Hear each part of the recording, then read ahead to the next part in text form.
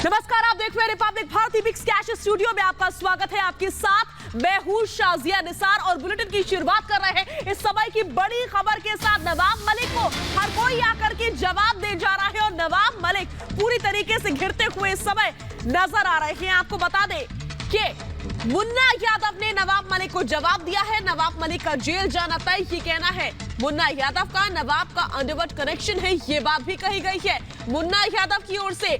मेरे ऊपर कोई केस नहीं है, मुन्ना यादव ने साफ बात में कही है। नवाब के खिलाफ मानहानि का केस करूंगा, मुन्ना यादव की ओर से ये बात भी कही गई है।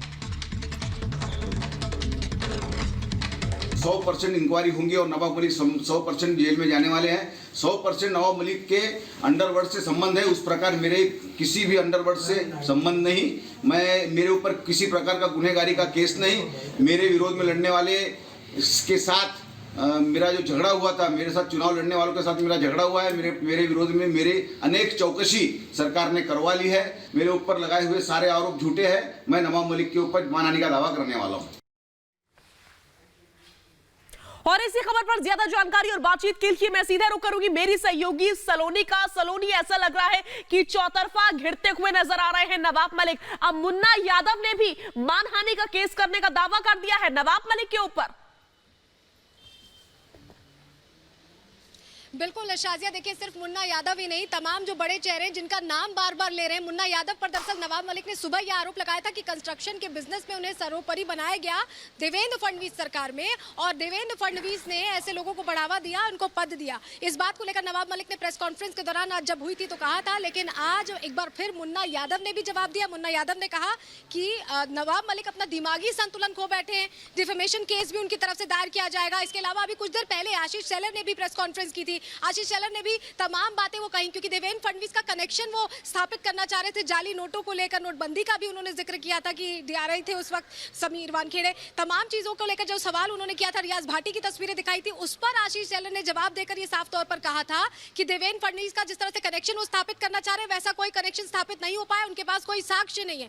रियाज भाटी की तस्वीरें आशीष शेलर ने दिखाई, तमाम महाराष्ट्र सरकार के मंत्रियों के साथ, मुख्यमंत्री के साथ भी तस्वीरें दिखाई और कहा कि ये तस्वीरें कुछ साबित नहीं करती हैं। उन्होंने ये भी कहा कि रियाज भाटी को एनसीपी नेता छुपाने की कोशिश कर रहे हैं, क्योंकि परमवीर वसूली कांड में रियाज भाटी वांटेड है और रियाज भाटी अगर सामने आ जाएगा तो वसूली का खेल खुल जाएगा। ये बात उनकी तरफ से कही गई। तो ये तमाम चीजें कही जा रही और देखिए एक एक चेहरा निकल कर सामने आ रहा है। हैदर आजम भी सामने आए थे। हैदर आजम पर उन्होंने आरोप लगाया था कि उनकी पत्नी बांग्लादेशी है और बांग्लादेशियों को भारत में, महाराष्ट्र में फैसिलिटेट कराते हैं हैदर आजम, उनको यहाँ रहने की व्यवस्था करते हैं। ये बात कही गई थी नवाब मलिक की तरफ से। हैदर आजम को लेकर भी यहाँ पर स्थिति साफ की। उन्होंने खुद सामने आकर कहा कि आईएसआई से संबंध है नवाब मलिक के। हैदर आजम ने बड़ी बात कह दी। उन्होंने कहा आईएसआई से संबंध है और 5 दिन बाद बड़ा खुलासा करेंगे, ये उनकी तरफ से कहा गया। उन्होंने ये भी कहा कि अभी तक पुलिस ने इसलिए संपर्क नहीं किया था क्योंकि साक्ष्य पूरे नहीं थे। 5 दिन बाद आईएसआई से संपर्क किस तरह से नवाब मलिक का है, इसको लेकर खुलासा हैदर आजम करने वाले। शाजिया, अगर कुल तौर पर देखा जाए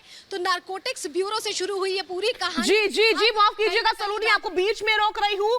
हैदर आजम ने पलटवार किया है, सुरसुरी छोड़ी है, मैं बॉम्ब फोड़ूंगा, ये बात कही गई है हैदर आजम की ओर से।